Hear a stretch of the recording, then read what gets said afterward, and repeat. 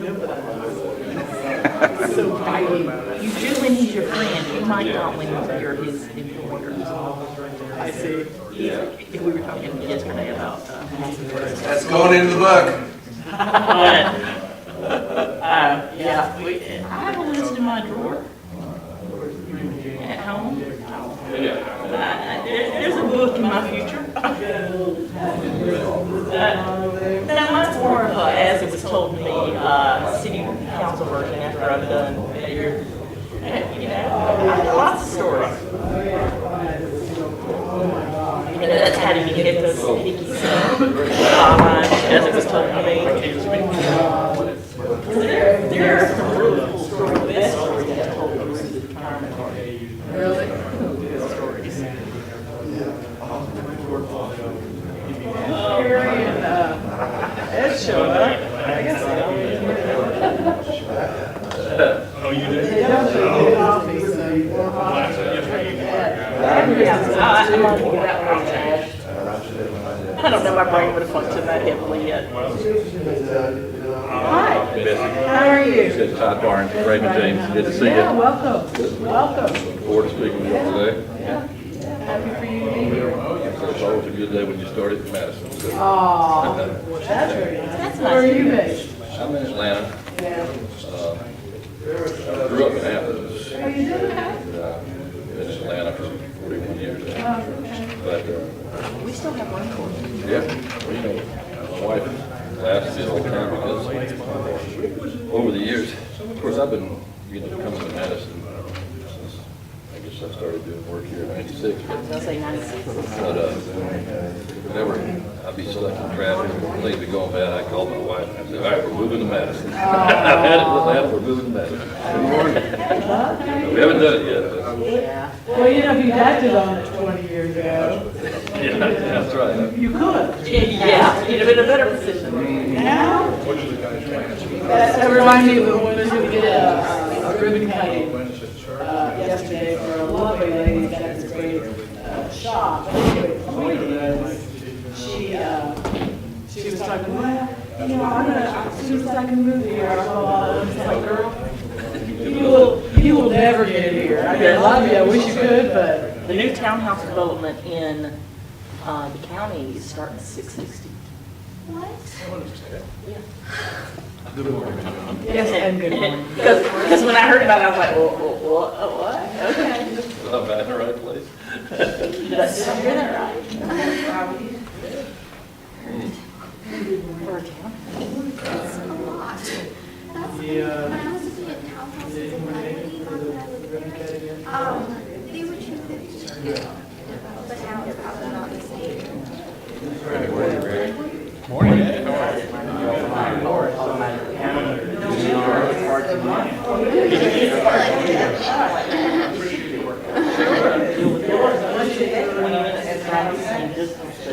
Anybody else who has to travel? But, you know, where you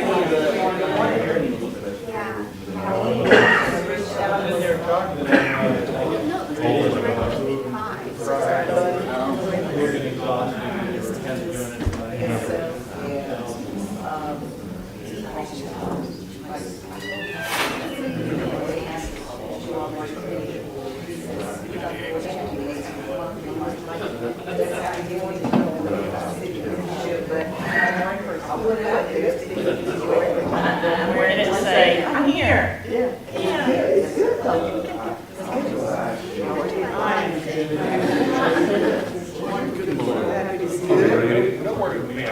And you drink yours black, right?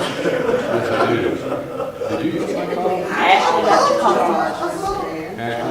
Ashley called and ordered coffee for him. Can you imagine? Girl. Hey, girl. We're a flip.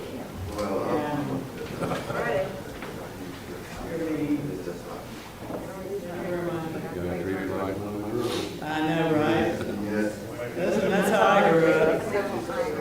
If you didn't get things out, it was. Yeah, this is like, good morning. Next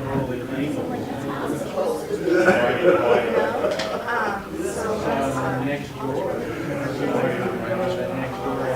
What they ask for from the city support is student at the Golden Thursday. I wonder how many calls Wayne got. See the next door?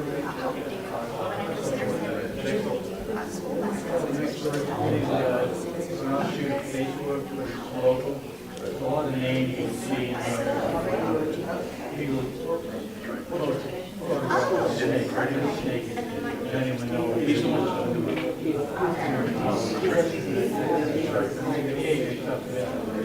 I don't know, sometimes they, they had. Good morning. The biggest question is contact Wayne Gann. I wanted to ask Wayne. school buses when they did their last. How you doing? I'm well, how are you?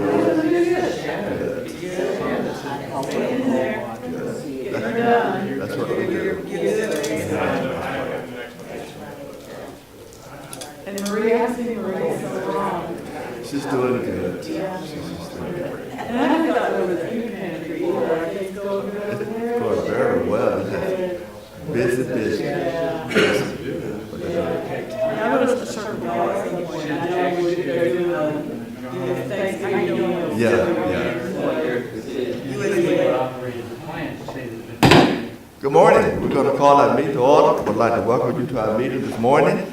And if you have cell phones, I would ask that you please turn them off at this time. Is that work session?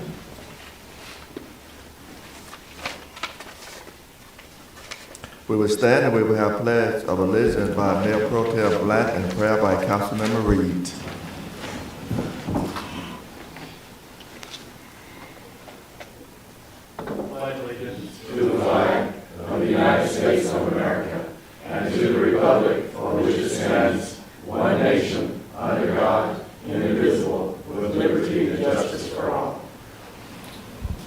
If you would like to pray with us, would you please remain standing? Dear God of us all, we thank you for this day, a day that you have made, a day that we shall all rejoice and be glad in. We thank you that you have allotted this time for us to come together for the city of Madison. We ask that you allow us to make decisions based on the citizens. In Jesus' name we pray, amen? Amen.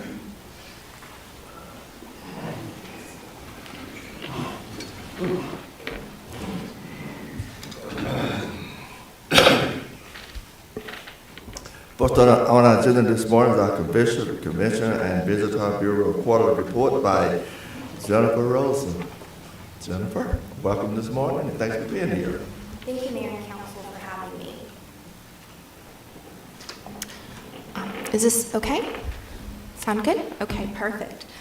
Well, again, thank you all so much for having me, and hopefully I can be kind of brief on just a little update and information, and then some of the things that we've been working on so far this fiscal year.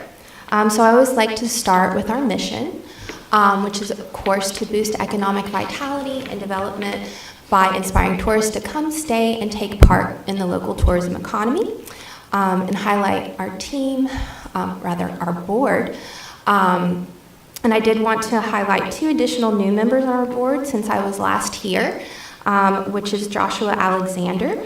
So he was previously part of the marketing team for Kelly Corp, but he's actually been promoted to the general manager of Farmview Market, so really excited to have him.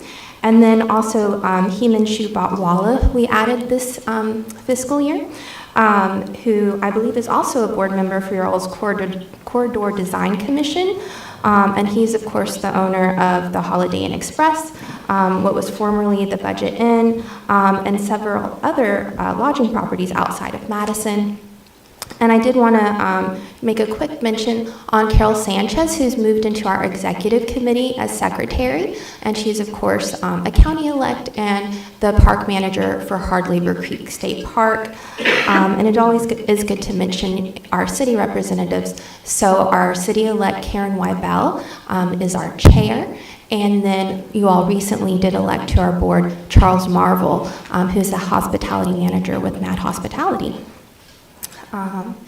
And I did want to highlight our team, which does so much to keep our Welcome Center open and support our marketing.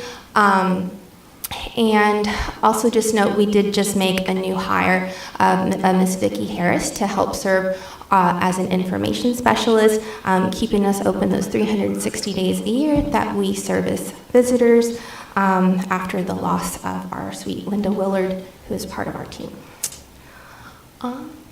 And then this is really, really cool information that I'm able to share on the exact economic impact of tourism spending right here in Morgan County. So this is information that's provided to us through Explore Georgia on the impact of tourism spending in 2021.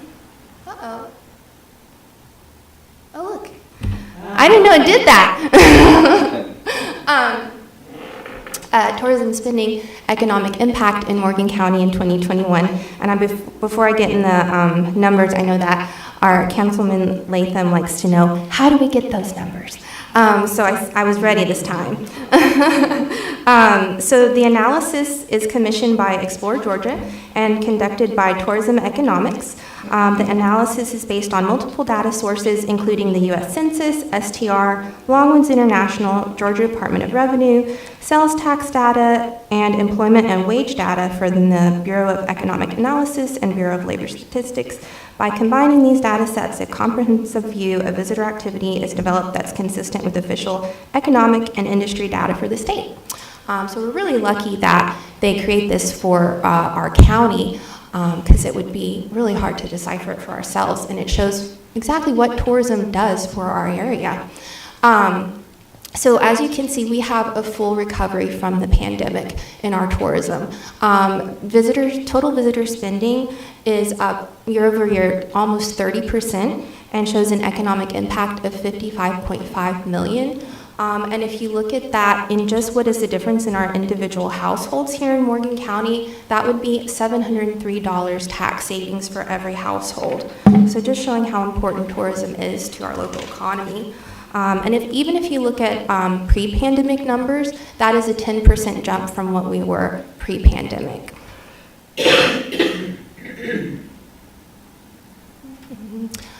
And that is just showing a little bit of the breakdown by spending category and in comparison year over year. And I just wanted to touch again on how important our role and mission is to boost that economic vitality, to inspire tourists to come and stay and participate in our economy. And it's really great to see, this is the first time that we're really able to see in visitor spending that full recovery that we have. And that's after, the pandemic did really hit us hard. The Madison Morgan Lodging Association noted more than 15,000 room nights were lost in the first 6 months of the pandemic. We saw our own Kirby House close. And so that gain is even with one less inn that we have here in Madison. And I'd like to say it's a lot because thanks to our board and our governance, our CDB continued to work really hard to promote tourism and make sure that our mission and people know about Madison and how well we're doing and what a great location it is to come and stay. And just note that through that time, we've still done a full brand refresh. We launched a brand new mobile-first website. We now have our first ever regular e-newsletter and are creating a great email list. We're almost at 1,000 subscribers just since January. We've been distributing our destination guide that we create from scratch, 35,000 copies. And we've really invested a lot in media relations as well. Which we'll touch on. And all that is all without having to ask for even $1 extra from the city, which I know you all are happy about, and our taxpayers that really needed that support through the pandemic just as much as us. Because thanks to the council, when we had to close our doors, we were able to save that income and roll it over into the year after, and even our previous fiscal year to stretch it and be able to perform at full capacity to continue to support tourism. So even as I shared with Ms. Stappen, most recent PCIS report, even last fiscal year, we overserved $30,000 to the city over what we earned in that year to be able to promote our area, thanks to that rollover that you all allowed us to have. And this is the first fiscal year that we are back to full budget just through our TCT taxes. So we're really excited to be able to, start moving forward and put that behind us. Because of course, just through our budgeting, we are charged with spending all of our TCT taxes within the same fiscal year. But enough about the past. I want to share a little bit more about what we're doing now and our action initiatives for our fiscal year. Okay, so there's a lot. So this is the action initiatives through our marketing plan, which was passed with full support of our board. And you can see, I don't want to go into too much detail, you'd be here forever, but we're very, very busy with our content marketing, which is one of our main things. We have a really digital first strategy. Visit madisonga.com is our main tool for that. We're at 70,000 visitors a year to our website. And then we also have a really big push on email, on social, on earned, and we do both traditional and digital advertising. And then all the other things that we do. Sports tourism is very important for us. We've actually just created a new sports tourism committee with our board that's led by Lance Alexander, who's of course the leader of Morgan County Parks and Rec. We're part of advertising co-ops. I do serve as the Camera Ready liaison, so being that first face for film that comes here in Madison and Morgan County, and then all the leadership development to make sure that we are first in class. You all may remember that we do have a benchmark of excellence gold certification. We're the smallest community to have that through the Georgia Association of Convention and Visitors Bureau, and we've just to put in for renewal for the next 3 years. So that's in process of being reviewed, and hopefully we'll continue to be a gold certified CVB. And a little bit of our work so far this year. So paid advertising, this is just a print advertising sample of one that's come out in Southern Lady magazine, showcasing our downtown, and just really, interesting people to come and visit us during Christmas. Earned, this is one of the things that we've really, really been going hard after, because media relations, it's really that it's that big winner for us. We know that we have a great asset, so it's just being able to get media interested in it so that we can get so much more for our dollar than we could pay for in these ads. So I'm not sure if you've seen some of these, but I did want to show them off, some big wins just in this fiscal year that we've gotten. So we were featured in Small Market Meetings magazine in both print and digital formats in actually 2 different stories, which is Georgia Outdoor Venues, and another story on meeting spaces in Georgia's small towns. And that Small Market Meetings magazine has a readership of more than 16,000 qualified meeting planners. I think HGTV needs no introduction, but a story that we went after, we were able to be mentioned as a 10 design-oriented American small towns. And so that put us in the company of towns like Taos, New Mexico, and Carmel by the Sea. And just the ad value of that, with 19 million unique visitors per month, is 13,000. And then Best Life has double that. They have 40 million monthly visitors, and we were featured as a small town in the U.S. that feels like stepping back in time. And I know that Ms. Karen Robertson shared with you that we were featured in the Atlanta Journal-Constitution following hosting a journalist here. And so if you pick up the Sunday paper, we'll actually be in the print version of the travel edition as well. So really, really exciting to get people wanting to come and spend money in our downtown. It's such an important time for our retailers. We all know Christmas season is so important for their sales. Just a little bit of our social. So our social, we are very consistent about posting and engaging. We do both paid and organic. We have over 12,000 followers on Facebook, 4.5 thousand followers on Instagram, and 107,000 followers on Pinterest that we really promote to get into our website and get interested and inspired to come. And then our owned, which is our website, visit MadisonGA.com. And this is just a little bit of the content that we create. Not only do we have that event calendar that's so popular with all the events in Madison and Morgan County, but we really focus a lot on creating content that will get people engaged and interested. One of our main travel groups is Cultural Heritage Travelers, so we get to dig in deep with really kind of historical and interesting itineraries. If y'all have checked out any of our stuff, I really love the work that we're able to put together. But we recently just released an introductory guide to architecture in our downtown historic district that our Marcom specialist there did a great job with. A lot of help and guidance from your all's Ken, who's amazing. We do photo contests, we do seasonal guides and itineraries to get people interested. And I think that's about it. The only other thing that I was excited because I'm going to start bugging the city about is Bicycle Ride Across Georgia is a really big event. They usually have 1,600 campers that come and they bicycle all through Georgia. And we've been working with them to try to secure a venue and be able to host that event in next summer, and it's their big brag, so it's the biggest event that they do all year. And so just yesterday we were able to secure a venue. We did a full tour with them and Empire Mills. So we're excited to be able to do that, and we're hoping that we can get the city on board to help support with police and transportation so we can really make that happen. And it would be a great opportunity just to bring more people and different types of people from all around Georgia into our city. But that is the main things I really wanted to kind of highlight. If there's any questions. Yeah, I have a question, if I could, Mr. Mayor. Sure.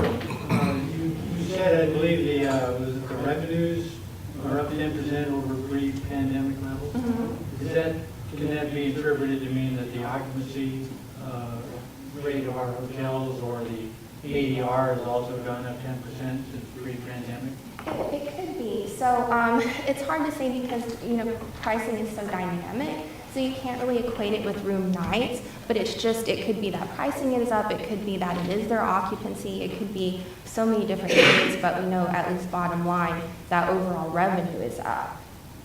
And actually that's one of the things that I'm working with University of Georgia, because right now we don't really pay for research. We put so much money into actual advertising, but University of Georgia is partnering with Farmhouse Inn, and I'm helping guide that to do with their College of Hospitality, a program to help with revenue and booking, so revenue management.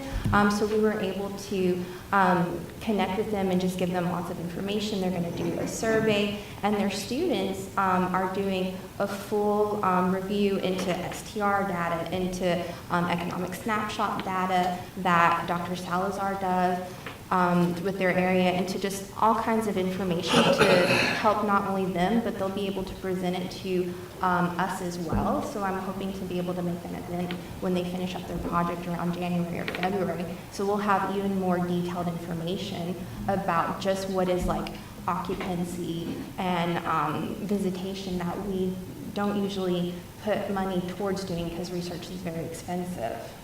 So would you say that in working with the members of the board who are from the Lodging Association and your interactions with the hotel managers and so forth, are they modestly happy? Do they feel like we're out of the COVID malaise and we're moving forward? Yeah, I think absolutely. And you'll see that even in the investment. So for example, for Farmhouse Inn and James Madison Inn, they're investing a lot in renovating and making their assets even better for visitors. But there's a lot of hope that we have. And I mean, if you look at the James Madison Inn or Hard Labor Creek, like Hard Labor Creek is booked months out. James Madison Inn, you can't get a room on weekends. So they're doing very, very well. Mr. Mayor, may I ask a question? In regards, Eric, I think it's pretty hard right now to extrapolate and get all the information. With the impact of inflation, revenues can be up, but So it's really hard for us to get accurate information right now. But you're doing a great job, young lady. Oh, thank you. Thank you. We try. Thanks, Rose. Appreciate it, gentlemen, for that report this morning. Thank you.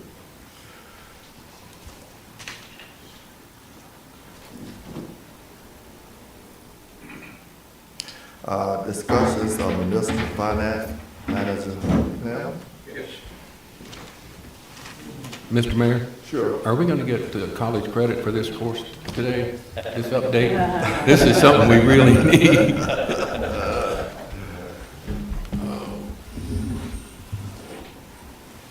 Well, thank you, Mr. Mayor, and through you to the members of the council. Today, we're going to be talking about bond ratings. There's been some questions about what the significance of it is, what it means. And we want to address it by addressing a comprehensive financial strategy for the city. And we've already done some things. You recently chose a new auditing firm, and I'm very excited about that. And that's a best practice. From time to time, cities should change their auditing firm to get a new and a different perspective on the city's finances. So I applaud you, Mr. Mayor, and the council, and your auditing committee. They did a great job of putting out the RFP and selecting Bates Carter out of Gainesville. We've already talked about reformatting the operational and capital budgets for next year to bring more transparency and more and better information to our taxpayers and citizens. We need to improve our long-range capital plan to make sure that we're actually including all costs that are associated with the provision of services. And to do that, you need an effective long-range capital plan. We need to address the issue of revenue because what we know is that expenses go up every year. To effectively address that, we need to either make budget cuts or increase revenues, or a combination of both. Certainly our first responsibility is to try to improve the efficiency of our operation before we knock on our taxpayers' doors. But it should go without saying that from time to time we need to address the issue of revenues to make sure they're keeping up with the inflation that are impacting our costs. We should, as a long-range strategy, try to improve our bond rating, and that's why we're here today. And this is a good time to be addressing this because we're not just about to borrow money. So there's a period of time that we have to try to understand what it is that financial experts look at when they're evaluating the city of Madison. And what in these factors, and as Todd's going to mention, some of the factors are outside our control. But some of them are, and we should be addressing those issues as well. We need to adopt more comprehensive financial policies and practices. Todd has made some recommendations, but the good news there, and I think I mentioned this before, is there are some 80,000 layers of government in this country. And so when you're thinking about adopting best practices for a municipality, it isn't as though you really need to reinvent the wheel by yourself, but just look at model communities and see what they have for practices. So this is a comprehensive approach, but today we want to talk about our bond rating and what are the influences that are involved. And there's no one better that I can think of to do that than Todd Barnes, who really needs no introduction in Madison since he's been working for and with us since I think 1996, if I'm not mistaken. Must have started out of college. Todd has over 41 years of experience and expertise in municipal fund financing. He works for Raymond James. He has a graduate degree in finance and has served this community exceedingly well. So we've asked him to put together a 10 or 15-minute PowerPoint presentation, and then we'll open it up to questions. We want to make sure you earn your credits today. Thank you. Todd? Thank you, John. It's great to be with you. As I said, it's always good to be in Madison, and so appreciate this opportunity to have this discussion today. I have put together some information to kind of first give you a little quick overview of what is a rating and what do they look at, and then, as John said, we'll kind of step through some things that you all can consider looking at to make improvements over time to that rating. So, there are really three credit rating agencies who primarily rate municipal credit. So Moody's, Standard & Poor's, and Fitch. And of those, Moody's and Standard & Poor's are the two primary ones that issuers utilize. And depending on how frequently you're in the market, how much debt you have outstanding, you may only use one rating, as is the case here. You may use two, or in some instances, large active issuers like the state of Georgia and others have ratings from all three entities. And so, what is a rating and why do you need one? Well, when you are selling bonds in the public market, you are going out and asking a wide array of investors to buy your bonds. So those could be individuals, insurance companies, bond funds, etc. And so, while many of them, particularly the institutional type investors, have their own credit people and do their own credit analysis, overall they want a third party independent view of the strength of the city, and it's primarily an assessment of the probability that they're going to get their money back in full and in a timely manner. So what is the credit strength of the city? And in your case, the rating that you have is on the water and sewer system, since those are the only bonds that you have outstanding. Cities can have multiple ratings if you have general obligation bonds outstanding, you have revenue bonds for your water and sewer system, maybe you've done some type of lease purchase financing. So all of those can and often do carry different ratings because they're based on different securities for those bonds. And so that rating gives those investors an assessment of the strength of the credit. You'll see at the bottom, so in the chart, so AAA is the highest rating that can be obtained. And again, the state of Georgia has AAA ratings from all three entities. And then you go down from there into the AA category, and there's some modifiers within that. So, for instance, at Standard & Poor's AA plus, you're at the high end of the AA category. AA in the middle of that category, and then AA minus, you're at the lower end of the AA category. And then the same is true within single A, and then down into the triple B category. Now, there are ratings lower than that, but they're not considered investment grade. Those are credits that are having some difficulties. And you'll see in the note at the bottom that from Standard & Poor's standpoint on water and sewer issues, that the average rating that they have on water and sewer issuers across the country is A+, which is the rating that the city of Madison currently has on its water and sewer system. So as we go to the next slide, each of the rating agencies have a methodology that they apply to the different types of financings. And so for water and sewer issues, these are the main areas that they focus on. So one main big category, enterprise risk profile. So what does that mean? So the enterprise is the water and sewer system. What are the economic fundamentals in which your system operates? So your service area, the demographics, is it in an area that's growing, that's benefiting from growth? I know most of you are probably thankful you're not in Metro Atlanta or close to it, but you do, from a credit perspective, benefit from being close to Atlanta and the growth that comes from that. Industry risk, so they look at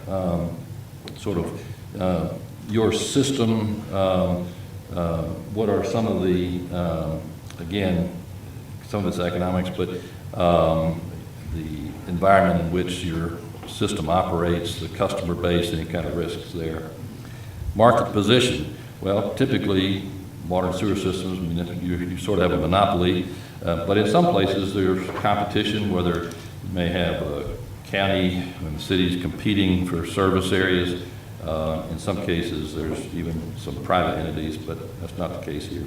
And then they look at your operational management, as John was talking about earlier, policies, procedures, how you plan, all those kind of things factor in. And then financial risk is the other big category. And there they're looking at, when we say all-in coverage, when you look at your net revenues, so you get your gross revenues in, you pay your operating expenses, what you have left over, how does that cover the debt service that you have on your bonds, and also in your case you have GFA loan? How does it cover all of that? So the more the times that it covers the debt service that you have, the better, right? So they look at what that coverage is. Liquidity and reserves. So how much cash or cash equivalents, short-term investments, things do you have in reserve to cover a rainy day? Things can happen. You can have we've had COVID could impact revenues.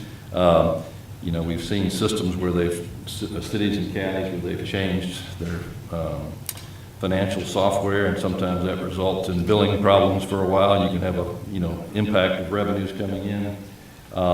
Any number of things can happen, so they look at, what's your ability to withstand that kind of an impact.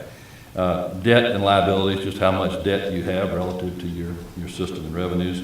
And then again, the financial policies that you have in place that guide you as you operate the system.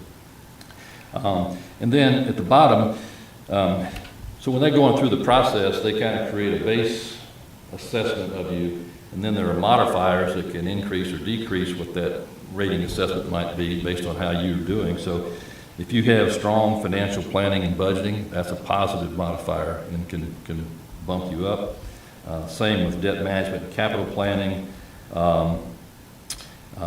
Your governing structure, how well one of the things you're required to do when you have bonds in the market is to provide ongoing annual disclosure to the market so you can let investors know how you're doing. If you're falling behind in that or not being complete in those disclosures, that's a negative and can impact your rating. So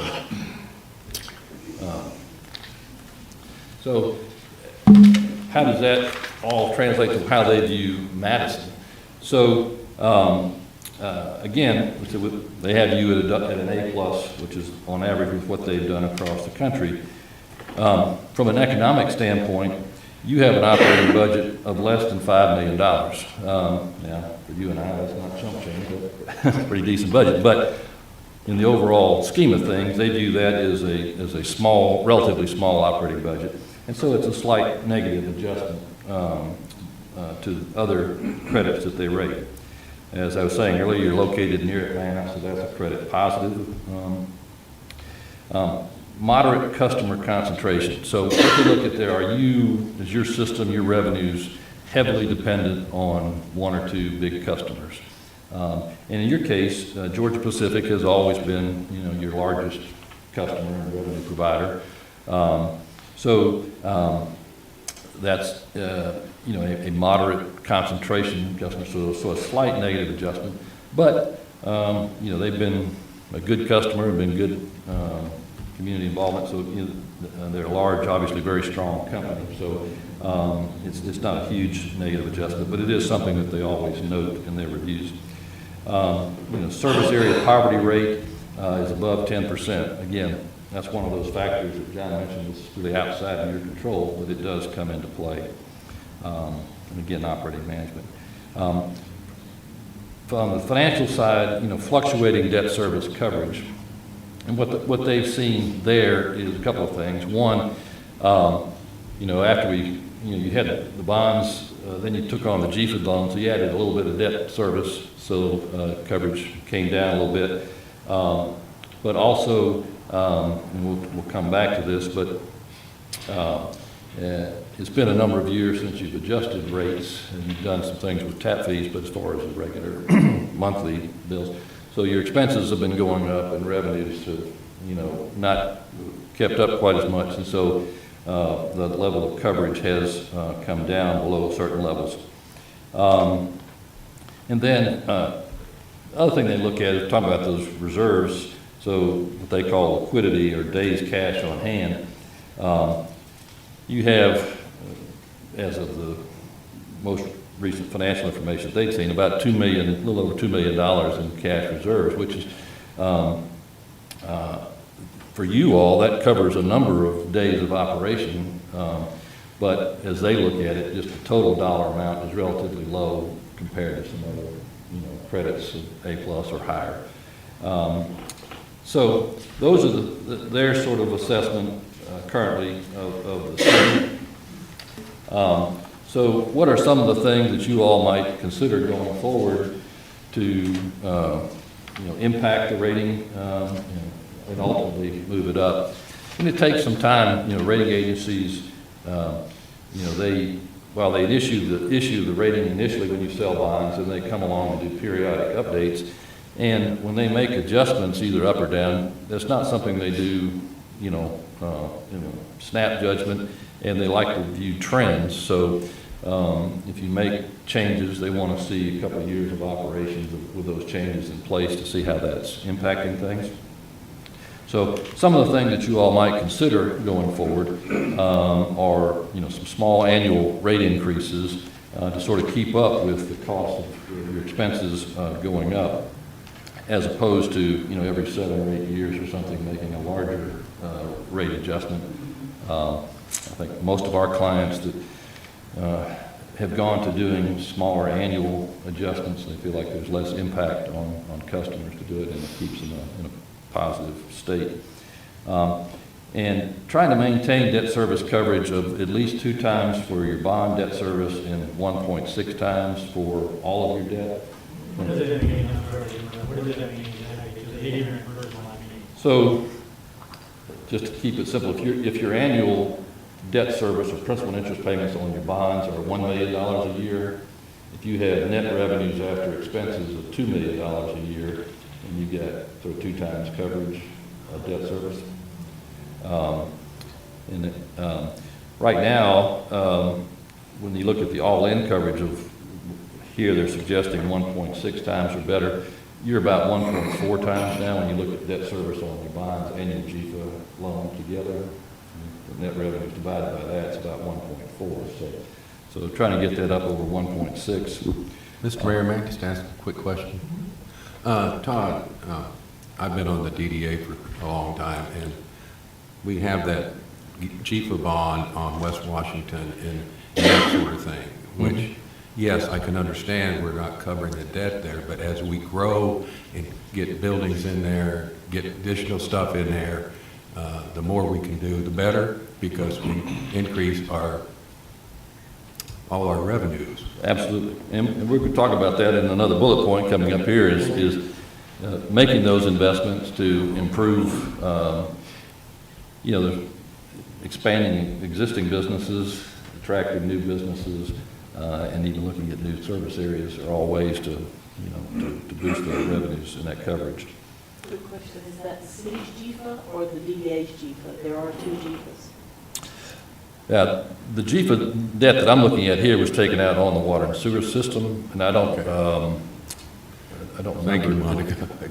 That's okay. At the time, as to what that funded, I think it was some of the work south, 441. And of course, having those smaller rate increases also generates some additional cash to do improvements, repairs, and replacements along the way to keep the system in good shape. Now, increasing the cash reserves, again, they've mentioned they'd like to see a larger number there. And again, that's something that you have to kind of, look at and build up over time. And also, fortunately, we've been in a period of the last 15 years of very low interest rates, and so it didn't make a lot of sense to hold a lot of cash because we couldn't really earn anything on it. But we're in a very different environment now. It's one of the positives of the rates having risen so much this year is now even just going out 6 months, you can earn 4% or more on your money. So having reserves and being able to invest those and make money, it's a more positive environment to build up reserves and to have those on hand. And then, again, as we touched on expanding the customer base, I know you all are always doing things as is your, you know, you heard from the Convention Visitors Bureau and others, looking to always grow tourism and development and industry here in Madison. But all of those things are helpful in terms of generating more revenues. And I think it's just always good to take a hard look at those, and are you doing all that you can to encourage and help local businesses grow and develop? You know, a lot of times folks get focused on bringing in new businesses, but there can be things that can be done to help encourage local businesses that are already here to grow their revenues. And again, possibly to, you know, serve other areas that currently aren't being served. And you don't have to necessarily go out and, you know, sell bonds to finance some of that if you need to. GFA is one area where you can get, you know, they've been pretty aggressive in terms of their rates and things to fund that, CDBG grants and other things to help service those new areas where there may not be a lot of revenue right out of the gate. And then, as John mentioned, adopting some additional financial policies and tweaking maybe some of the things you have. The rating agencies go through that. They like to check their boxes, and those things in and of themselves don't necessarily move a rating up, but in concert with some of these other things can make the difference in moving you up. Plus, as he also mentioned, just in helping you to manage the city on an ongoing basis, to plan to see what's coming, to project revenues and expenditures. I think it's just good financial health to have some of those things in place and those models that can help you do that. So we've covered that, but maybe I'll pause there and see. Well, maybe I will point you to, you know, in the appendices, what I tried to do here was show you from both Standard & Poor's and Moody's the existing water and sewer ratings that they have in place across the state, and you can see where you stand relative to those. And as you go down that list, you'll see that you fare very well, and the entities, counties that are higher rated are generally larger cities and counties, larger service areas, much larger budgets. So I was telling Eric earlier, you know, I think for a city of this size and a system of this size, you know, an A+ is a very good rating, and some, you know, you do stack up very well against a lot of these other comparable cities. And Moody's, it's just kind of interesting, just the way it falls out. They tend to rate, there are people that go to Moody's tend to be the larger entities. If you look down that list, there are a few smaller ones in there, but it tends to be a lot of the larger, more frequent issuers as opposed to S&P. So what questions can I address for you at this point? I've got one if I could, Mayor.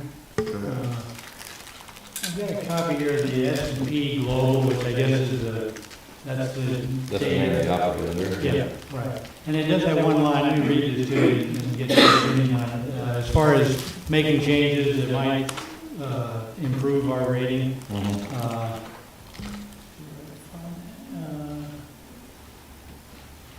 Okay, and under the outlook category, upside scenario, it says we do not anticipate raising the rating over the next 2 years. However, we could take a position, or excuse me, we could take a positive rating action if there is a demonstrated improvement in financial metrics that we believe is sustainable.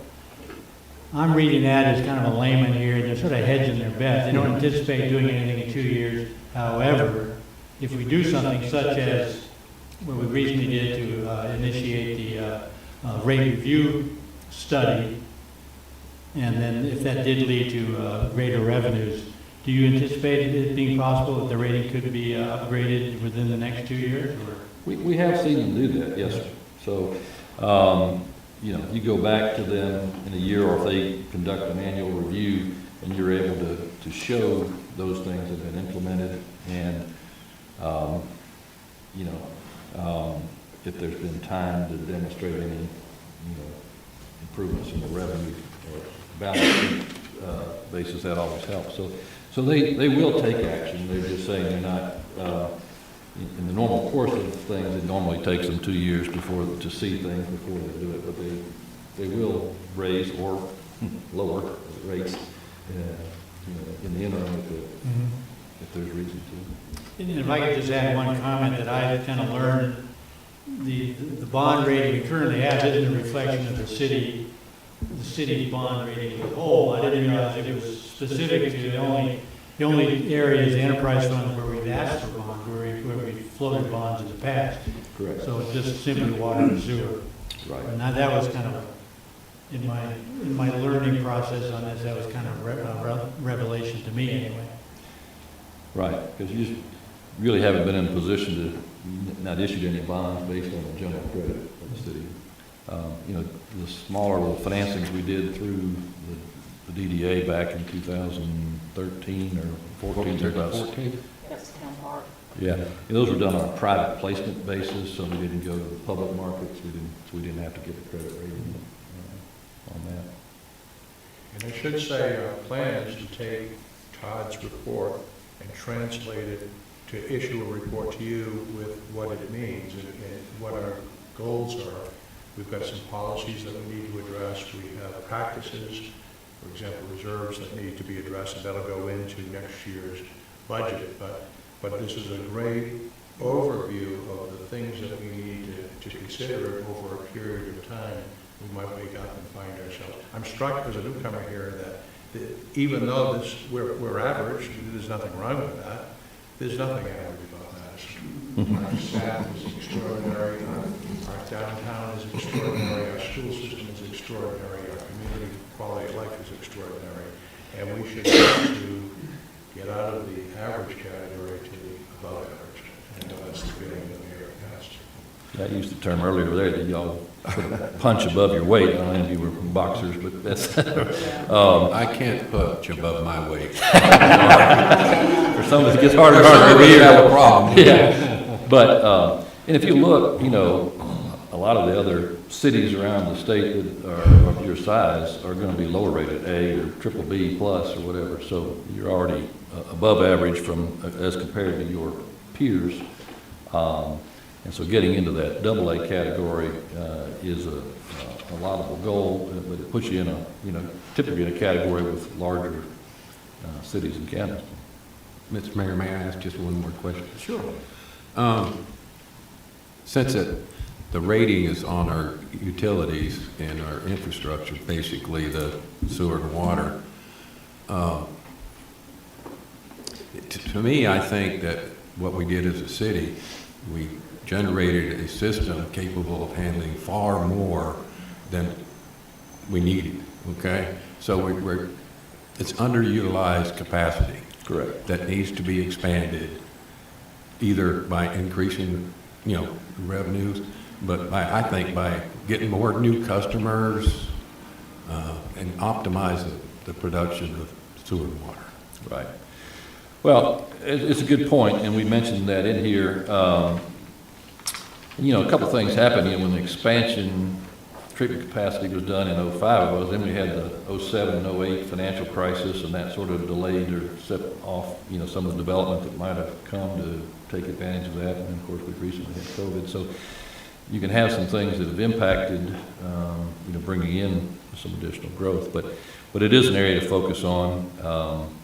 I know Peachtree City, Georgia, they have it's called the Water and Sewer Authority, but it's sewer only because the county provides all the water. But they lost a number of years ago. They lost one of their largest industrial customers after they had expanded, their treatment capacity. So that left them a lot of excess capacity. So, over the years we've had a lot of discussions about how to utilize that capacity to cover sort of the debt that they incurred to do that. Joe, thank you so much for having Todd to come and share this information with us this morning so we know what we need to do to move forward.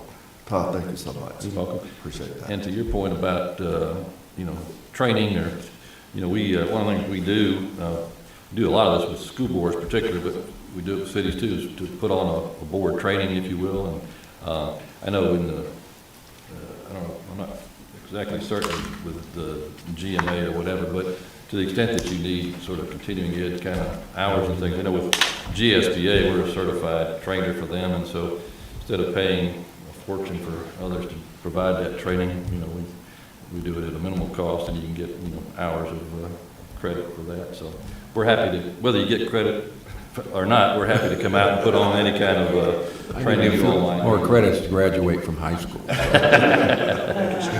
Thank you. Thank you so much, Todd. Appreciate that. Well, have a great weekend, and go Dogs. Thank you very much. Wow. If I may. This time, cemetery ordinance revision, Councilmember Betsy. Thank you. Sure. We've got a little bit of information. And if you want to take that and pass it.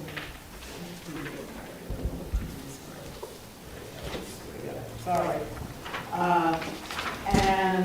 You know, we've done some really good work on this. And basically, the point of this is basically to kind of refine and define what the city allows on its property, or how the city controls the property it owns in the cemetery. And maybe it was just sort of time to just be more specific about what we can do. So what, oh, I've got one for you right here. I thought you got it on Ashley's desk. Yes. So, just very quickly, we had a really good, robust conversation about this. And I feel like we've really kind of gotten it done. I would say that our esteemed city attorney did a great job of really boiling down.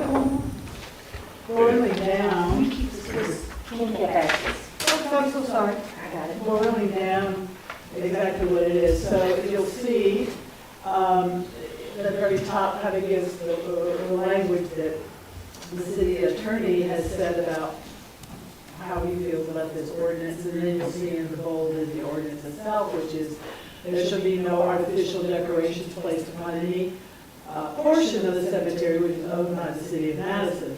This prohibition is not intended to apply to grave sites which have been conveyed to private persons. We don't have any control what happens on privately owned plots, and nor should be. And so I just made a few notes. So in what came out of a lot of the discussion we had, and especially with the very robust conversation we had with the Cemetery Stewardship Commission the other night. First of all, this regulation refers to all city-owned land within the cemetery. We're not talking about outside the cemetery. We're not talking about any other areas. We just mean every square inch that belongs to the city.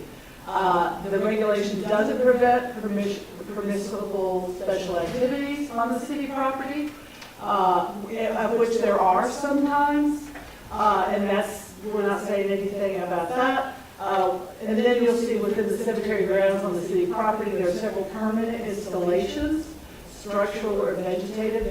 There's markers, historical markers, there's flags, there's a couple of flag poles, there's some benches, there's all of that. Those are not intended to be included in the definition of artificial decorations. Those are kind of outlined there. And then below is the definition of what permissible special activities are.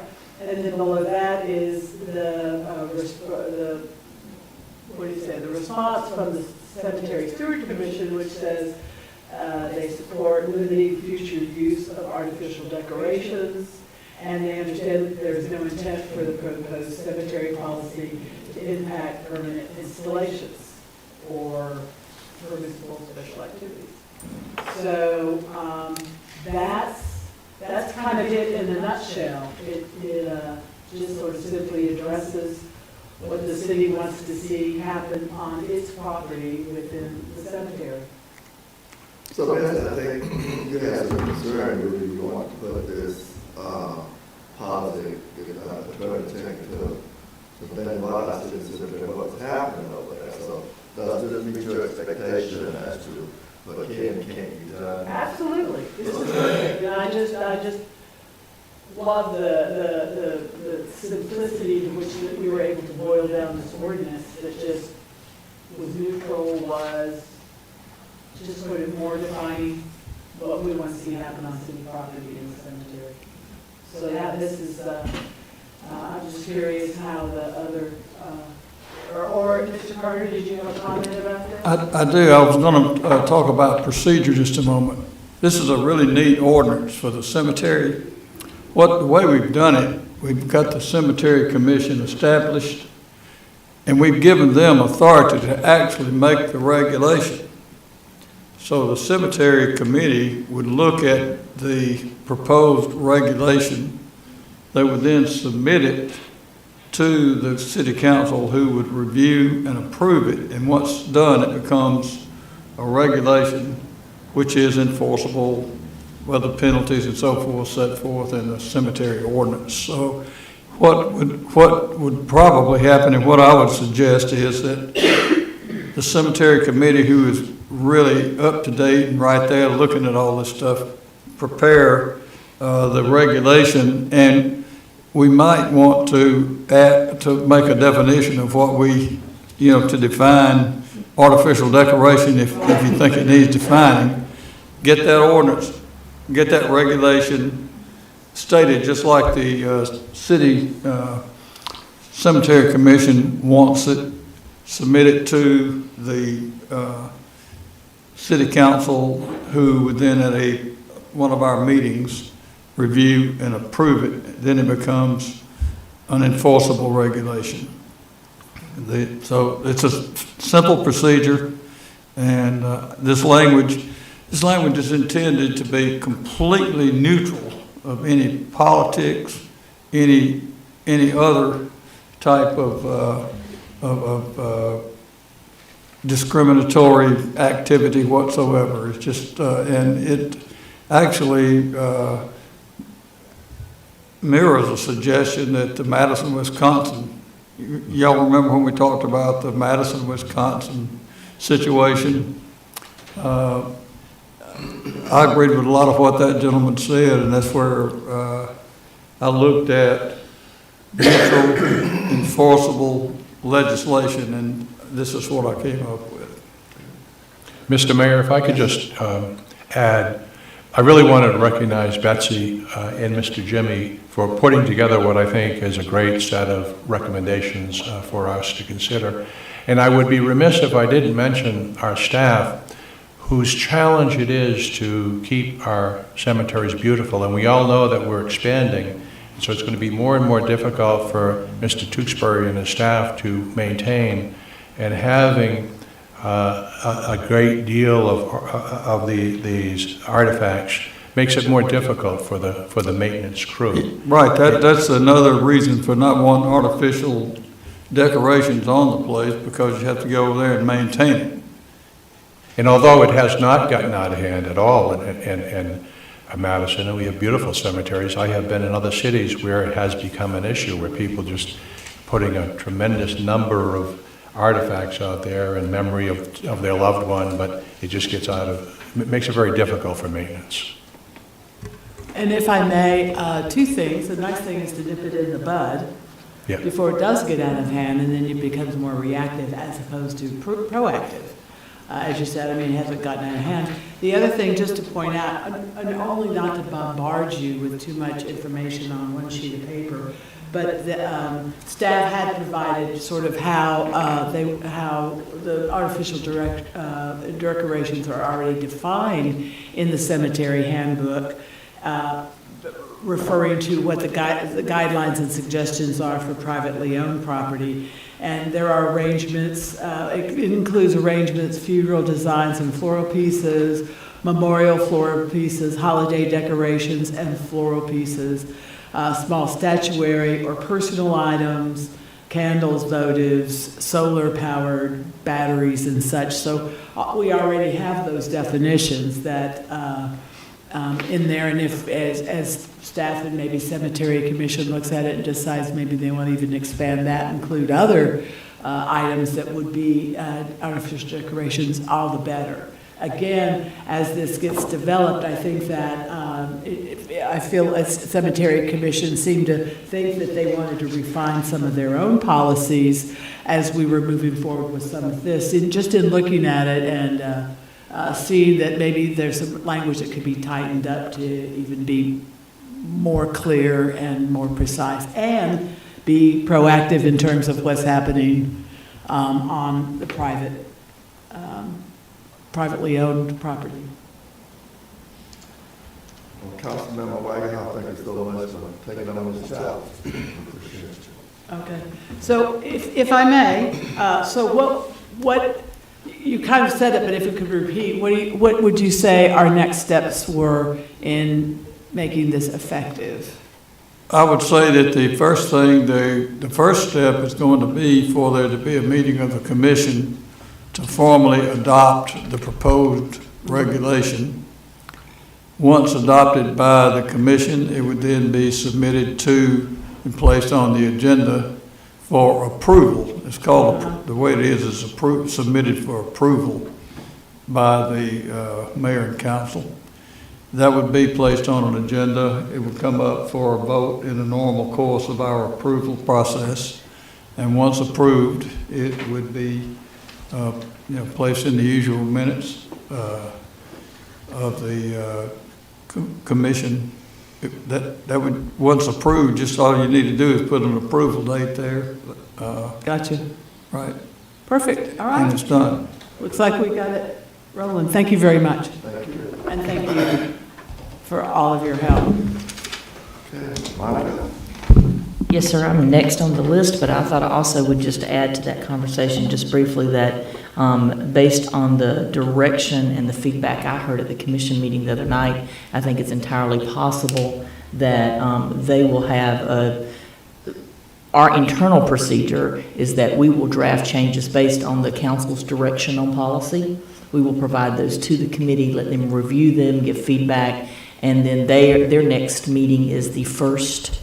They always meet the first Tuesday of the month, and that always precedes your council meeting. So I think it's entirely possible that you would have it for your council meeting in December, and you would be able to put a pin in this one and move on. And I know that that's always something the manager likes to see us do, is finish something and move on. So I think it's entirely possible this is a closeout by year end. And Mr. Jimmy, you'll see the first draft that staff does. Okay, so I'm on for a staff report, but I've got a ton of grant stuff afterwards. So I'm just going to say that I'm going to give a real abbreviated staff report this morning, hit some of the highlights. You will get a handout copy afterwards because we found a flaw in some of the construction numbers and I need to redraft those. I don't want the public to have access to something that has some inaccurate data in it because Ashley publishes these. So just to hit some highlights of what's going on with the city, we'll give you full construction numbers, but we've had how the U.S. government watches our growth patterns is based off of NUCON permits. In the last quarter, we've issued 6 NUCON permits, so we're at 2 new permits for new construction on single-family residential units. We probably, over the end of the year, Carrie, I know you watch housing closely, we probably are going to do an evaluation of what people said their NUCON was going to be when they pulled their permit. And they think they need to tell us it's lower than it is because it affects their permit price. Let me be clear, it does not. It's based on square footage. It's square footage, number of units, number of inspections kind of thing. But they underreport the value. So we'll probably do just a real brief study since we don't have that much NUCON. We're going to be doing a NUCON analysis of what a developer tells us or a builder tells us their unit price is versus what they sold it as when it went to market. Because we think we have a little bit of underreporting going on because they are trying to control the value of the permit erroneously. And we'll have commercial and industrial numbers for you in my handout, and you will get it before your council meeting so that at the council meeting, I won't give another report, but if you have questions, I'll be there for you to ask questions at that time. Just some highlights. We have received the quotes. Yesterday was the deadline. I made it to be before your council meeting for the cemetery. We're going to value engineer and put that back out. We only received 2 quotes, and they're not numbers I want to share. So we're going to be value engineering and trying that again. Part of the concern there was the crossing of the railroad track and particularly the size of the truck that has to cross to bring in equipment and to haul out mulch. And both bidders who were in the room yesterday, John, asked if we might be able to leave mulch on site. And that would be drastically reduce the number of trucks that were required to haul off, and that would definitely change the price. So we're going to be smart, put it back out, take some of those things into consideration, but not take long with it, 30 days out, and you'll hear again from that on the cemetery expansion. I'm not going to go over the number of review permits and everything that we've gotten in. I'm just going to hit a couple of other highlights. Downtown Development Authority's construction project on Adrian's IE, going to be Martha's favorite, is going quite well. DDA will be doing their walkthrough on Thursday of next week. And if that goes well, we'll be putting a punch list together, and then the council will receive an invite for a walkthrough before, hopefully before she moves in. I'd like you to see the building and the effort that's gone into that by the Opportunity Zone team. Clifton Haynes and Joe Leto lead that team. So maybe for your December work session, if it is light, I know the mayor's trying to compact it, we'd like to invite you to a walk through Martha's new building. We do know that Easy Bottle is now officially open, and Karen has that ribbon cutting scheduled for today at 1. So I hope y'all will all join us to celebrate that new business. Please do not tell me their lights are illegal. We know it. We're already taking care of it. Let's see. You'll see them. You'll call me about them. Let's see. We have done a good bit of leadership development training over the last 30 days. We've had people that have attended Housing 201 with Georgia Power. I myself have done the Neighborhood Development Strategies training, and we've also offered with Frank Jenkins a joint zoning training. Thank you of those who came and sat through it, and I know it was boring once again, but thanks for sitting through the refresher. I appreciate that. Let's see.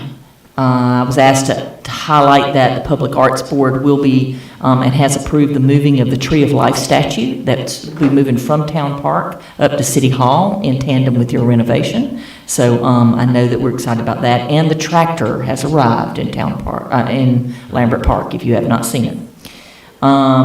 Yesterday, we also did a lovely preservation and economic revitalization tour with a group from UGA, and that's Professor and Lawyer James Reep's class. Ken and I did that with the Conservancy, and I thought that went very well. Wanted to mention we are still looking for a Planner 1, but because of my new great boss, he has allowed me to retain administrative assistance for grant administration, and that's going to be real important for these next items I go through for you. It's Mandy Sorhan. She was with the Cultural Center for 9 years. We all recognize not only her experience there, but all the cultural contacts she has in place, particularly since some of our grants require in-kind donation. Her relationship building in the community is bar none. So we are thrilled to have Mandy. She'll be working part-time. She demonstrates herself. I'm going to hope to pitch her to John as full-time, but we got to get there first. We also, because of her coming on board 2 weeks ago, have made distributions on your ARP grants to the nonprofits. So every nonprofit has been approved for around $8,000 as a first draw. Some of them are much more than that. And at your council meeting, when you get the report, you'll see the exact number that we've distributed to all those. We hope to be closed out of those by year end, but those are all well underway. And I'm not going to talk about code compliance this morning because you've already received Philip's full report. And so anything you have on there that you have a question for me, please ask. But he does a great job. We're getting him some more digital tools over the next 6 months. That's what we're working on with code enforcement to make him more efficient at his job so that he can do more of his job. And that's all I have in terms of speaking to staff report, unless you have any specific questions about any of the 8 boards we administer or any of the programs, grants, or projects. We are about to close out Ricketts. I will say one last announcement. If you have anybody who needs a Ricketts tree, we'll be closing those out, and we will be having appointments for you for a couple of the boards at your next meeting. HBC, corridor, and probably some public art. HBC corridor, public arts, and there may be 1 or 2 DDA people. So if you have someone that is interested in public service that hasn't already applied, please talk to Ken. He'll be able to tell you what those vacancies are, what the terms are. And actually, we're trying to be smarter about board appointments, not just interest, but what's the dynamic we need for leadership and governance on each group. There's a balance to that, and I just re-upped my training on group dynamics and how groups work as a whole and how it's important to put the right team together and just not the present team. So anyway, we'll talk about that because we're going to have some, we need some change up on planning and zoning, and y'all are going to hear about that as we go forward. But we started off with Frank Jenkins. So I'm done with my report. Any questions for me this morning? Eric?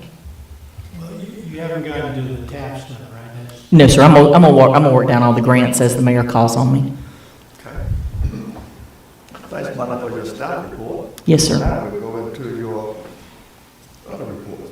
Okay, you wanna, now I'll go down the list. We got the adoption of DCA policy for our LF fund management. Yes, sir. Okay, so when you receive an RLF grant, and the one we received was $100,000 to build the Cafe Corner store over in the Canaan area, once that money starts its repayment period, because you loan it to the entity that's going to use it. So the grant comes down from the state, which is federal money managed by them. It gets pushed over to the use agency. In this instance, it was the Downtown Development Authority. And then the DDA writes a mortgage check back to the bank. Y'all are the bank. So that $436.25 gets pushed back to you every month. And then what happens is as that money builds up, and Karen starts getting nervous because the state starts saying, hey, you got a quarter of that money repaid, we're going to take it if you don't use it. So then we have to start making small business loans, which y'all have recently approved, to make the first one for equipment for $20,000 of that, and you have about $28,000 cash on hand, to Martha's through the Downtown Development Authority. Thank y'all for approving that. But we also are required to update our policies manual. The policy manual for the RLF, once we loan it out, they change the initials. So the grant coming down is the RDF, you do the construction. And then when you lend it out, they call it an RLF. So there is a policy manual that you must adopt that says that as you make loans, you will continue to follow DCA's guidelines. And the big two on that is that it always has to be used to eradicate slum and blight, because remember the original source of the money is HUD, right? Housing and Urban Development. Housing and Urban Development requires us to eliminate slum and blight with it or to do low-mod job hires. So Martha's getting an equipment loan because she's hiring 2 more low-mod employees. So that meets the qualification. The second thing that they changed in it, if you read the whole policy, good for you. But these are the two big changes. The second big change is they used to require that the money be lent out at no less than, you could do 1% below prime, and that's the federal set prime. No less than 1% below prime, or 5%. Well, in the market where you could borrow money for less than that, it was starting to hurt the local lending procedures that people were doing. And if you'll notice that on the form you approved, the DDA proposed 2.75, which is below the 1% prime, but it was below the 5%. We had already talked to DCA. They had amended their policies in April, but never updated you. So we didn't know that we could update the policy. Their new policy change that you will see in your document says it has to be 1% below prime or no less than 1%. So your 2.75% loan is well within those guidelines. And they knew that y'all would be following this up, so they didn't have any problem with going ahead and approving your compliance form. So you have in front of you the DCA new standard regulations. You have no ability to modify those in any way. If you're going to use the RLF money, you have to adopt it as is. And so I'd like to request this morning, I'll answer any questions, but I'd like to request it goes on your consent agenda to update our DCA policy, please. Do our council member have any objection to this? If not, we have to put on a consent agenda for our regular meeting. Thank you so much, Mona, for that. Okay, Gina? Yes, sir. Mayor, if I could just add one thing, we did, at our, I guess 2 weeks ago, we had a District 5 GMA meeting up in Monroe, and Carrie and the mayor and I took the opportunity, Carrie presented on an ARPA funding programs we're doing here in Madison, and I took the opportunity to present on this revolving loan fund, which I thought was a pretty innovative and neat idea. So I did a quick presentation at that district meeting on this fund, and because I think it's kind of innovative and typical of what Madison is able to do. And it well received? I It did. was well received. Yeah. No one came up to me and asked for business cards or anything. Let's not get carried away. But. I just want to know if you got any criticism or any compliments, so that's good. No, I think it was well received, and it was a lot of A lot of cities people. were represented. Yeah, a lot of cities were represented, so it was, it was interesting. Eric did well. And as I said on the ride back home, we turned that district meeting, which was including a lot of cities like Athens and, was in the District 5. We turned that meeting into the Madison. We did. Between Carrie and the mayor and I mean, it was like a lot of mentions. A lot of people were mentioning Madison. It was really it was very cool. It was. Thanks, Eric, Council. Okay, Monica, the adoption, the GDOT TAP 1 professional service contract. Yes, sir. Okay, so this one you don't have an attachment for because we're still in negotiation, but I wanted to give you an update. So TAP 1 is for the full walkway, boardwalk, sidewalk combination that wraps from the depot all through the gateway. And it's roughly a $2 million grant. But we start off with $433,000 for engineering services. We're in negotiation with Keck and Wood. We've received our independent cost estimate, and over the next week, by next Wednesday, we will have negotiated a contract price. It's a formulaic contract. We will fill in the amount, but we have to finish negotiation because GDOT has a very specific way that has to happen, and then I'll take that to the manager. I'll review it with him. If it receives his endorsement, it'll be on your agenda for the next meeting. I am not asking for it to be on the consent agenda because you haven't seen it yet, but I did want to apprise you of where that stood. Anybody have any questions about that? We had hoped to have it ready for consent agenda too, but Keck and Wood's moving a little slower because of the independent cost estimate. Okay. GDOT TAP 2 grant acceptance. Yes, sir. We're informally going to call this GDOT Grant 2. It has 4 grants in it. Hope you saw your packets. We were very strategic in how we asked for this money. We were hopeful to get 1, and we got 4. And so I was so grateful to know that Mandy was coming on board because these are tremendously hard to administer. They take a lot of work. And a lot of time and a lot of attention to detail that you can't be distracted and take phone calls and walk in traffic. So we're very grateful for these. I know you saw an article in the paper because Patrick caught wind of it and went ahead and covered. So there is 4 grants. $600,000 is the project amount. Each one of those includes an 80-20 match. And we already have T-SPLUS funds that we anticipated setting aside to make sure that we can meet our obligations. So this will not levy any additional funds onto taxpayers. There are 4 sidewalk areas. I'll briefly review those for the public's consumption. One is I'll start with the districts because we also tried to be very political and make sure that we know that there are sidewalks that need improvement in every district. So we tried to rotate them around. So there would be a new sidewalk engineered from Canaan Crossing to Head Start, essentially, which is where our existing sidewalk is. So it's about existing connections. The second one for District 2 is, I'm going to fail on districts here. That's Eric. So District 2 and District 3, it straddles the line. So it includes some for Vine, some for Foster, and some for Maxey's to extend those existing sidewalk systems in our grid area. District 4, who's that? That's Rick. So in Rick's area, it includes an astronomical amount of sidewalks for Beacon Heights. Beacon Heights was built before the days of sidewalks were required, and it includes the outer loop of both Beacon Heights 1 and Beacon Heights 2. And it will also, if we are fortunate enough to pick up Carmichael Commons, it will connect Carmichael Commons to 441 as well. So that, remember, the citizens were asking for that connectivity. This would meet the city's obligation for that without it being local tax dollars. So that's exciting. And then District 5, trying to think where they are in District 5. Oh, some of Beacon Heights is in District 5 of the way it lays out. There's also District 3 has the school board area. So College, Moreland, and all the way out to the new trail area at the bypass. So this is a pretty significant amount of sidewalks. I'm asking this morning, let me cut to the chase. My specific ask this morning is that you authorize the mayor to sign all necessary acceptance materials as well as execution as we move forward.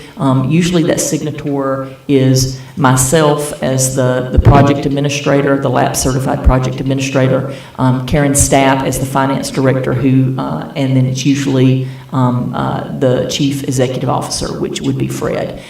So I would like to, you have a sample in your packet, and Ashley has now received all 4 contracts from GDOT. We have no ability to change these.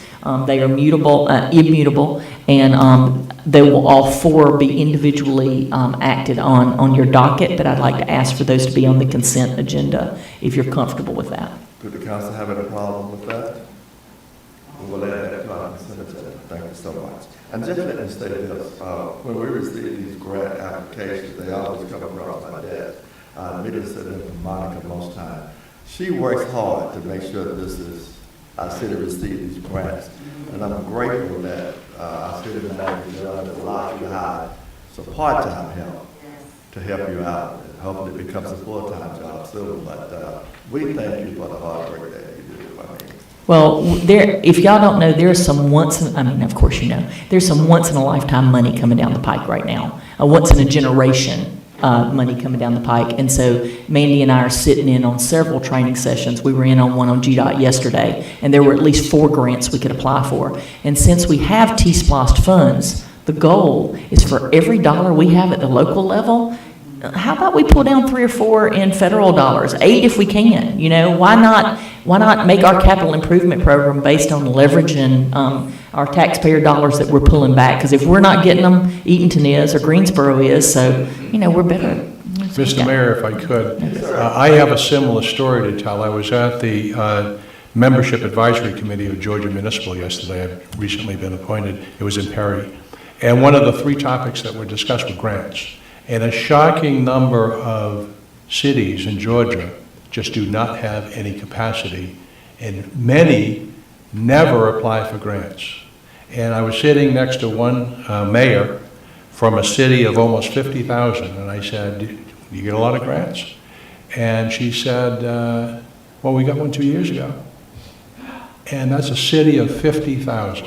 And I'm just saying, not to embarrass Monica, but we're so blessed. She's a grant machine. Well, your staff is only good as the support it receives from the council, so just remember that. Mr. Mayor, so I was stunned at the amount of money that these grants are producing, partly because it's strictly for P&E. design. It's like, wow, what is it? I mean, if you got 240,000, have I got the number right? So it's 600,000, and the federal dollar in that is 80% of it. So it's 480 I don't do math in my head easily. So The actual 480 times 4. would be like equivalent to that amount? No, construction is much more than the P&E. So where is the funding for the actual contract? So I am going to try to answer that without putting the city in a weird position. I'm going to say that if you were GDOT and you're handing out money for design and engineering, as a rule, they're not going to hand out design and engineering money for projects that are going to sit on the shelf. So they're anticipating that there are construction dollars that will be awarded, but I can't tell you that we're going to receive construction dollars. I got it. And I think you clarified, you did mention Vine Street, which I've been harping on. You guys are probably sick of it for 3 years now. But the newspaper did not mention Vine Street, so the newspaper didn't quite get the information correct on the areas that we're focused on, is that right? Vine Street is on? Yes, sir, it is. And y'all should have received maps in your packets, and you could look at the maps. Please know that the maps are conceptual. They're based on feasibility. So when they get out in the field and they start doing engineering, it all may not be feasible the way it's shown. So I put that disclaimer in there. But we did try to rotate them around the political districts to get every neighborhood a little bit of a benefit. But they are conceptual based, and we have to build in the real world. Please know that these don't include all the sidewalks we're working on. John has authorized some engineering that we're doing out of T-Splost for some very specific, very beneficial segments, but they are not waiting on GDOT. They're time sensitive, and John's already authorized those. So I don't want to steal his thunder about what he may talk about with those. And one final quick question. The T-Splost funding you're referencing, that's under the existing T-Splost authorization. Nothing to do with what may happen Tuesday on the vote for a renewal of the. That's correct. It's under the current T-Splost formula, but as John and Karen plan for our capital improvements, if the next T-Splost were to pass, they may decide that it may be more timely to do it in a different fashion. But right now, we are adequately covered in T-Splost to cover this commitment. So when y'all sign documents after your council meeting, or Fred does, we have enough cash on hand, or anticipated cash on hand, out of the current T-Splost. Mr. Mayor, may I just as a point of information, when I first came on the DDA, I had to go through the training, and I went down to Atlanta. And this RLF fund was a big topic at that time, Monica. It was I think Rome was doing some major projects up there. And there's lots of cities that don't even know about that. That when we get a grant like that and it's paid back, it comes to us to loan back out for other properties. And that's how that program works. And a lot of this stuff that Monica's covering, telling you about, she's been doing for a long time. And she has to go around and train other people how to do it.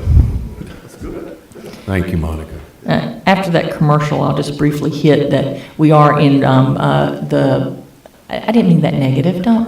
No, okay. So I will mention that before year end, we will be submitting another RLF.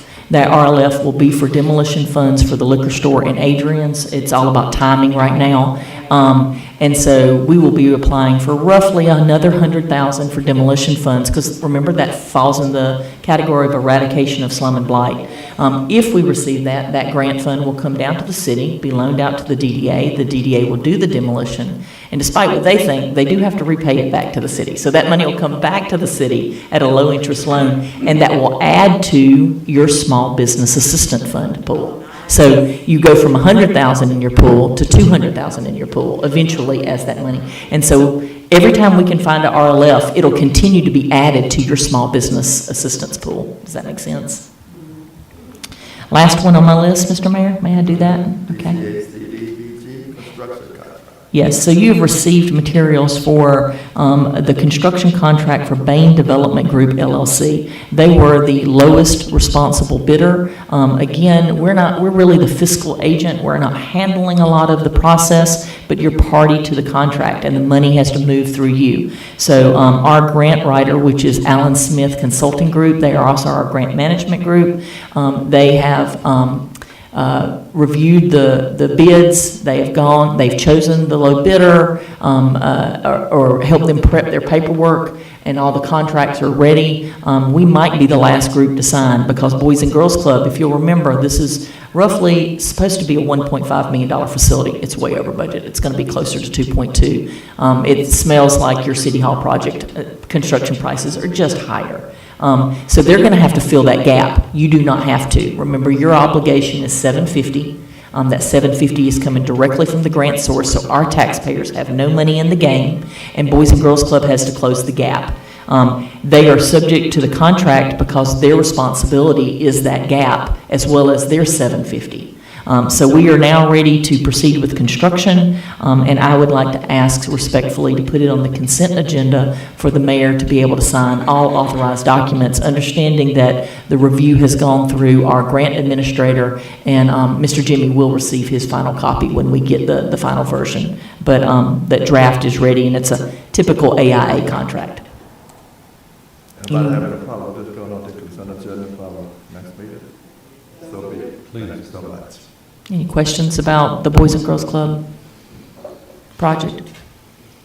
Okay, well, that was pretty quick for me. I'm done unless you have any other questions for me. Thanks for what you do, Monica. Appreciate it. My pleasure. Thank you for your time this morning. Main Street Director, you want to give us an update on our Christmas parade and where we are? Absolutely. Thank you, Mr. Mayor. And I just want to say congrats to my colleague Monica and all the hard work she does to help keep me on track and continue to make our city beautiful and prosperous, if I can use that word this morning. So just a brief update on holiday happenings. It's 'tis the season for ribbon cuttings, first of all. This month we have 4. We enjoyed a great one yesterday at Chocolate Box Gift Shop. Went to Jatika Manigault, our new downtown business. She kind of tricked all of us with the title of the name of her business. We thought we were getting another sweet location in downtown. But instead, we were delighted with some wonderful, wonderful eclectic gifts and things that she has in her business. We were able to hear beautiful stories of her family heritage and background, and make some wonderful international connections with her through her travels in Ghana and things like that. So I'm excited to have Ms. Jatika, who's worked tirelessly for about 3 months or more to get that location open. So we will be going to ribbon cutting at Easy Ball Shop this afternoon, as you heard earlier, as well as 2 additional business ribbon cuttings that are not retail, but still a part of our downtown with Long Consulting Group as well as the Junction Agency around Town Park and off of Main Street. So you will know in your emails and your calendars those 2 later this month on the 16th and the 22nd. In terms of holiday happenings, we're excited that next weekend kicks off our Shop, Sip, and Stroll retail promotion, the largest retail promotion for our downtown on Saturday, November 12th, as well as Saturday, November 19th.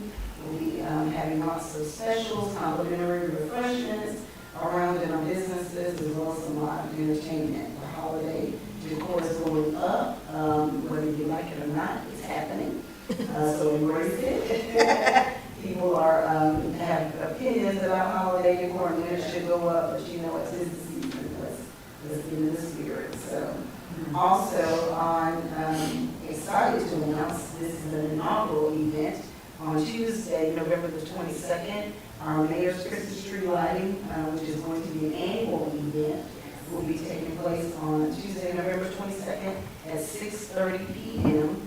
in Town Park. We're having some discussion about how the tree will be presented, and as we had previously thought, it would go into a process of being a planted tree. This year, because of our time frame, Mr. Mayor, we are going to go with a live tree, a beautiful tree, but it won't be planted this time. It will be displayed on our Harris Pavilion, and we'll have it set up really beautifully. I think you'll be proud of the presentation. Looking forward to placing some beautiful chairs and things on the pavilion around the tree so that our city council members, Mr. Joyce and Mr. Peters-Reed, can read the night before Christmas. I'm excited to do that and create a community event that's going to bring some connections and connectivity with families in the downtown. We have a couple of businesses who have agreed to sponsor the Downtown Dollar Donation Giveaway. Great. So we'll have 3 of those in the amounts of $100, $75, and $50. So encouraging our families to shop local, to come downtown and do some shopping. And we'll have some live music by the Boys and Girls Club Chorus, as well as a community chorus, and a closeout. The mayor will give his Christmas time message, and we'll have a closeout by a local faith-based community member, Mr. Danny Harrell. So. Is that going to be marshmallows? No, that will be on Carolyn Black Candlelight. Carolyn by candlelight. Now, I was hoping that you would bring some cider for this event, so that we could leave October for Carolyn by candlelight. And I will bring some. Yeah, so we can talk about that. Reading the on Blitzen is not enough. No, absolutely not. This season off right, and the mayor is going to officially turn on the Christmas tree lights. Click on the lights or flick the switch, kicking off the official, and this will serve as our official kickoff to the holidays for the downtown, beginning this year and moving forward. And to your question or your comment, Eric, about December 10th being our Christmas parade, our annual Christmas parade, I brought some posters. If there's anyone that has locations that you'd like to have them posted in, please feel free to take one. That will be on December 10th, Saturday, December 10th at 4 p.m. And then we'll conclude the parade at the Park with Carolyn by candlelight, where we'll have hot cocoa, roasting of marshmallows, singing carols by some of our local school choruses and other groups, and Santa and Mrs. Claus will be present, the man of the season. So he will be there, and kids will be able to give their wish list during that time. So, any questions about upcoming holiday events? When will the city turn that Christmas lights on downtown? Great question, Mr. Mayor. So that will happen on Friday, November 18th. Okay. Friday, November 18th, and so we've been working with a local company that's assisted businesses with getting their lights together, and so hopefully we'll have a greater showing of those lights on buildings this time. I know last year was a bit fragmented, and so due to weather and some building mishaps and repairs, hopefully we will see a greater showing of the lights on the buildings. Moving forward, I have had a conversation with Karen staff and Mr. Clem about how we can get every business engaged in this. So we're entertaining a conversation about how we can engage or enact a financing the holiday lighting program, which was a question that Eric presented to me about a year ago, I believe, about the program and how we could get all businesses engaged in it. So hopefully this will have something to share with you that will meet your approval, that we can then enact to get all businesses engaged. Sounds great. And hopefully next year, I know we didn't have time to do it this year, but in lighting of the Christmas tree in the park, if we can just make it lighting of the whole town at one time, can we? Absolutely, yes, sir. Yes, so we had already announced the exterior lighting prior to us building the mayor's Christmas tree lighting event. So they will be synonymous this year. Okay. Thanks, Karen. Great job. Any questions for Karen? Thank you so much. Is there anything else to come before our work session this morning? Mr. Mayor, if I could, Yes, sir. could I just mention that Miss Sherry Bailey from the Georgia Municipal Association is hoping to hear from the council about interviews next week, and I think that Miss Carey and Miss Betsy has responded, but she really would like to hear from all the councilors if your busy schedule allows. I responded, I think, Councilman Mayor Pro Tem Valente has responded, some Okay. more of us have, Excellent. I believe. I don't know if you- I have not responded, Mayor. Okay. And I failed to respond, but I will do that this morning. Okay, good. Thank you. So, thank you. We know that our city clerk is not with us this morning, she's down with the flu. And I don't know how many of our council members know that Kim is our assistant clerk for the city of Madison. I don't know if you know that or not. You didn't know that.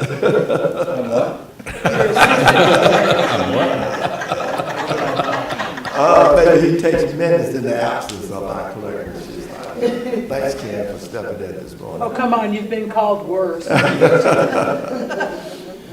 much better people. Anything from our attorney this morning that we need an update on? Well, I think you've had a very good session, and I appreciate it. Always proud to be here to see what's going on in Madison, because I rag on you all the time. I'm looking forward to read. We'll have our usual PowerPoint presentation. Good, good, good. City manager, and I just want to say this, I truly enjoyed working with John Clem, our manager. He has really been very active in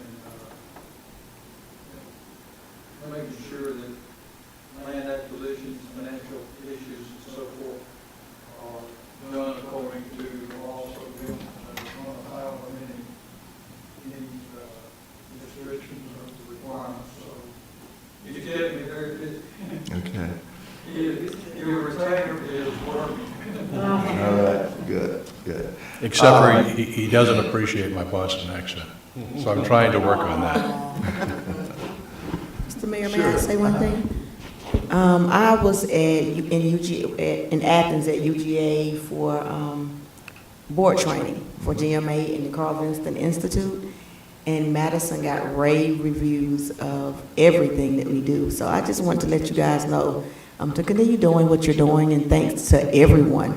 Monica, your name was mentioned a lot. In vain? So the board was amazed at how small our city is and what we actually do. So it was really interesting. And then yesterday, or day before yesterday, the mayor and I went to training at GMA for equity, inclusion, and diversity, and it was really interesting there as well. So thanks, you all. Can I say one more quick thing, Mayor? Yes, sir. And I'll be quiet. Just as an example of that, my wife took 3 of her friends to Madison's, 2 of them for the first time. She said she was going down for lunch, she'd be back home by 3. I was in Atlanta in court, so I came back and I called down to see if she was home at 3. She said, "No, I'm still here. They can't quit shopping."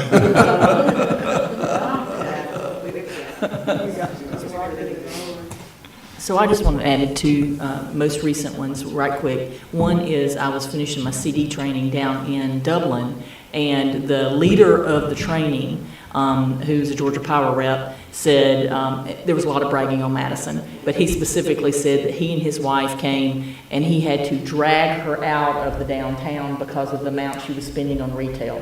So, and I thanked him for his dollars investment, and I said, you know, glad to see you go. And then yesterday in our UGA group, one of the things I thought was super interesting is when we asked him, we always do this, how big do you think Madison is? And the numbers are always 30,000, 50,000, 40,000, and when we say we're 5,000, people are always floored. So anyway, nice compliments to y'all. Thank you. Yeah, when I pull up at 5 o'clock, they were still taking stuff out of Sue's trunk. That's great. Mr. Mayor? Yes, sir. Do we have to have public comments? We don't. Okay, I didn't. I don't think. Okay, I couldn't remember, but I was just going to make sure. We don't. And there's nobody here anyway, so that's But just to remind our councilman, you probably got an email from Ashley, and I'm thinking that if we're going to Atlanta for a retreat, you may have to make your reservations. Even for the City United in Atlanta for January. Oh, right. Yeah, she can't do that anymore. That was So like the deadline, I'm so sorry, but that was like November 14th was the opening date to make the reservations, I think. I think so, you know, so just in case the council member didn't know, we have to make our own reservations. You can't do it from the city anymore, so. I know when the mayor and I got to the Hilton, they've had a lot of fraud going on. Oh, yeah. So, It's yeah. probably what they're doing. Yeah. If there's nothing else to come before this work session, thanks for coming this morning, thanks for your comments, and we will see you